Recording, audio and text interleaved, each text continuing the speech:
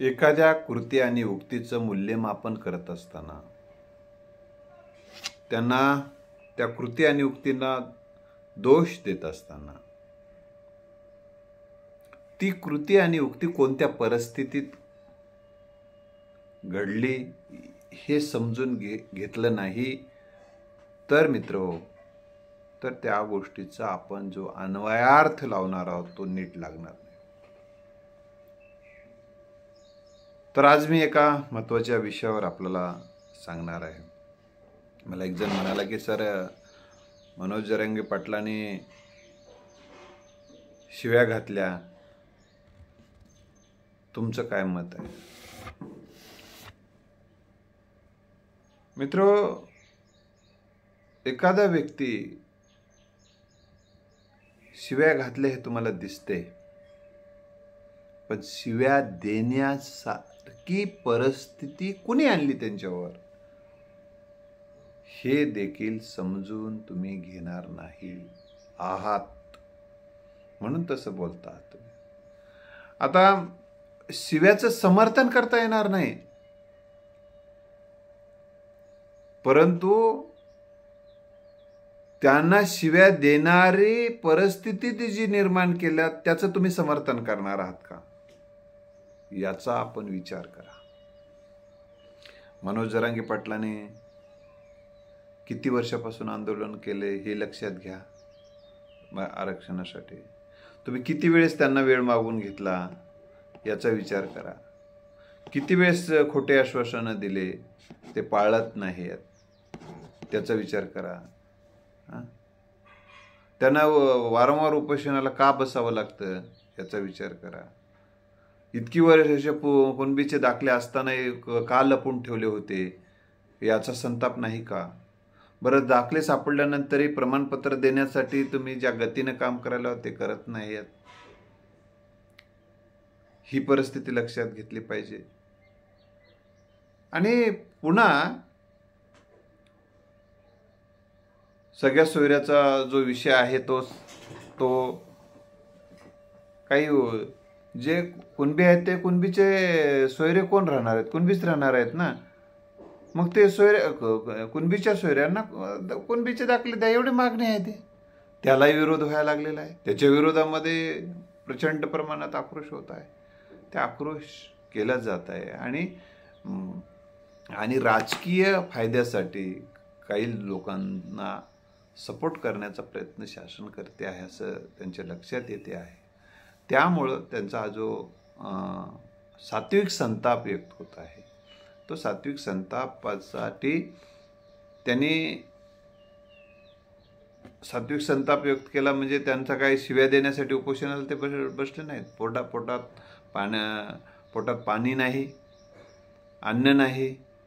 मित्रो, कुठल्याही अशा सिच्युएशनमध्ये घंटाभर बायकोनं जर स्वयंपाक केला नाही तर संताप करता असे वाटेल ते बोलणारी माणसं म्हणत आहेत की संयम सुटलेला दिसतो. सर थोडा संयम सुटलेला दिसतो नाही का? अशा पद्धतीचं विचारणं चालू आहे. मित्रो, हे संयम सुटण्यासाठी असंयमी लोक, अतिशय बेजबाबदार त्यांच्या विरोधात विधान करणारे लोक, त्यांच्या निष्ठेविषयी, त्यांच्या त्यागाविषयी शंका घेणारे लोक आणि सातत्यानं तारखा पुढं ढकलायला लावणारे लोक हे जबाबदार आहेत. याचाही विचार करा. आपल्याला करावं लागेल. आम्ही ते स्वतः सुद्धा तुम्हा पुन्हा कधी बोलणार आहेत, ते बोलतीलही की या दिलेल्या शिव्याचं ते समर्थन करणार नाहीत. ते सुद्धा दिलगिरी व्यक्त करतील. हा प्रश्न मिटू द्या. ते दिलगिरी व्यक्त करतील. आज त्यांची परिस्थिती नाही, स्वतः दिलगिरी व्यक्त करतील ते. आणि आम्ही एखाद्या तोंडातून एखादा शब्द गेला चुकून, त्याचं कोणी समर्थन करत नाही. मराठा समाज म्हणाले काय की ह्या नाही तसंच आता असं नाही. जेव्हा प्रतिकूल परिस्थिती असते, मनस्थिती अतिशय बिकट झालेली असते मित्र, तेव्हा ओव्या बाहेर येत नसतात, शिव्याच बाहेर येतात. संत तुकाराम महाराजांच्या अभंगामध्ये देखील अनेक शिव्या आलेल्या आहेत. ह्या सात्विक संतापातून आलेल्या आहेत. त्या शिव्यांना सामाजिक विकासाचं, सामाजिक तळमळीचं एक अधिष्ठान आहे. त्या शिव्या काही इथं नळावर भांडणाऱ्या बायांच्या शिव्या नाहीत त्या, किंवा जुगारावर बसून शिव्या घालणारे एकमेकाला पुरुषांच्या त्या शिव्या नाहीत. तर संत तुकोबारायांच्या ज्या शिव्यांना सुद्धा जी एक वैचारिक उंची आहे, त्यामध्ये एक सामाजिक हिताचा भावना आहे. तशीच या ठिकाणी सामाजिक तळमळ, त्याग आणि त्या त्याग चालू असतानाही ज्या पद्धतीनं, चुकीच्या पद्धतीनं चाललेलं विरोध आहे. आता कुणबीला आरक्षण आहेच, आणि ज्यांना कुणबी प्रमाणपत्र मिळत आहेत त्यांचे कुणबी प्रमाणपत्र द्या, आणि त्यांचे कुणब्यांचे सोयरे कुणबी म्हणून त्यांना आरक्षण द्या. एवढी मागणी, साधी मागणी आहे. मराठ्यांना आरक्षण द्या ही मागणी. ज्यांचे कुणबी दाखले सापडले नाहीत ते आणि त्यांचे जे सोयरे नाहीत, कुणब्यांचे सोयरे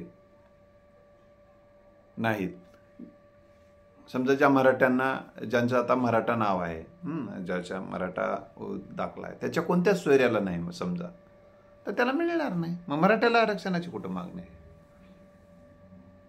आणि ती मागणी टिकणार पण नाही, कारण ते सर्वोच्च न्यायालय टिकलं नाही. सर्वोच्च न्यायालयाने दिलं तर बघू मग ते. तर मित्र, त्यामुळं कोणाच्याही सात्विक संतापाबद्दल एवढा संताप व्यक्त करण्याची आता गरज नाही. त्यांना तुम्ही अजूनही असा संताप व्यक्त करत असाल आणि अजूनही खालच्या पातळीवर जाऊन बोलत असाल तर अजून त्यांचा संताप वाढणार आहे. अशा प्रसंगी आपण समजून घेणं गरजेचं आहे. आपण ती कोणत्या सिच्युएशनमध्ये बोलतात, कोणत्या मनस्थितीत बोलतात, त्यांच्या समाजावर किती वर्षापासून पुरावे लपून ठेवले होते, आता कसे सापडले? मागणी आरक्षणाची काय आजपासून आहे? तरी मित्र, पुरावे लपून ठेवले, जाळून टाकले, नष्ट केले, हा या विरोधाचा तो संताप आहे. तुम्ही सातत्यानं खोटे आश्वासन देतात, त्याच्या विरोधाचा संताप आहे. आणि चुकीच्या पद्धतीने आरक्षणाला विरोध होतो, त्याच्या विरोधाचा तो संताप आहे. या दिशेने त्या संतापाकडे आपण बघा, आणि संताप वाढवायचाच असेल तर मग वाढवा. मग तुम्हाला खरंच सामाजिक स्वास्थ्य इथलं बिघडवायचं असेल, सामाजिक एकोपा बिघडवायचा असेल, तर तुम्ही बघा, आणि ते शासन काय करायचं ते शासन निर्णय घेईल. शासनाला विनंती आहे की जे सनदशीर मार्गानं जे आंदोलन चालू आहे, त्या सनदशीर मार्गाचा, आंदोलनाचा आपण सन्मान करा. आणि एक न्याय्य मागणी आहे. कुणब्यांना पहिलंच आरक्षण आहे, त्याच कुणबी दाखले मिळालेल्या ना आरक्षण द्यायचं आहे, आणि ते कुणब्याचे सोयरे कुणबी म्हणून त्यांना आरक्षण द्यायचं. इतका साधा विषय. फक्त तुम्ही, आणि आता राहिला विषय की त्याची संख्या वाढते आहे. कुणबी बांधवांचं म्हणणं आहे की जे आधी कुणबी झाले त्यांचं म्हणणं आहे की बाबा आता जर हे नवीन जे आलेले येत आहे त्याच्यामुळं इथं संख्या वाढते. संख्या किती वाढलेली आहे आतापर्यंत किती जाती आलेल्या आहेत? तेव्हा कसं काय तुम्हाला अनेक जाती आले? फक्त मराठा हीच लोक यायला लागलेले आहेत. मराठा म्हणजे कुणबी यायला लागले. मराठा आणि कुणबी एकच आहेत, पण कुणबी ज्यांचे दाखले सापडत आहेत ते आणि त्याचे सोयरे यायला लागलेत. मग त्यांना एवढा विरोध करण्याचं काय कारण आहे? आता आपण सगळेजण मिळून हे करता येईल ना, आरक्षण ते ओबीसीचा कोटा कसा वाढवता येईल, त्यासाठी सर्वोच्च न्यायालयाचं काय सहकार्य घेता येईल ते पुन्हा बघता येईल ना. हे तर एकदा तर होऊ द्या. तुमच्या पंक्तीला 100दा वाढलं चाललेलं आहे. आता एकदा यांची पंगत बसू द्या, यांना थोडं 4-2 घास तरी खाऊ द्या. मग त्यानंतर हे थोडं मग पुन्हा काहीतरी त्याच्यात वाढ कशी करता येईल. आर्थिकदृष्ट्या समृद्ध समाज करून टाकला म्हणजे करण्यासाठी सगळ्या जणांना आपण कसा प्रयत्न करता येईल. कारण 8 लाखापेक्षा जास्त उत्पन्न झालं, त्या नोकऱ्याच्या वेगवेगळ्या संधी त्यांना उपलब्ध झाल्या की तो आरक्षणातून बाद होणार आहेत. लाखापेक्षा जास्त उत्पन्न झालं त्याला ओबीसीच्या आरक्षणाचा फायदा होणार नाही शिक्षणात आणि नोकरीत. तर या दिशेने आपण प्रयत्न करूया आणि संतापाकडे आपण सहानुभूतीच्या दृष्टिकोनातून, समंजस भूमिकेतून याचा विचार करूया. धन्यवाद.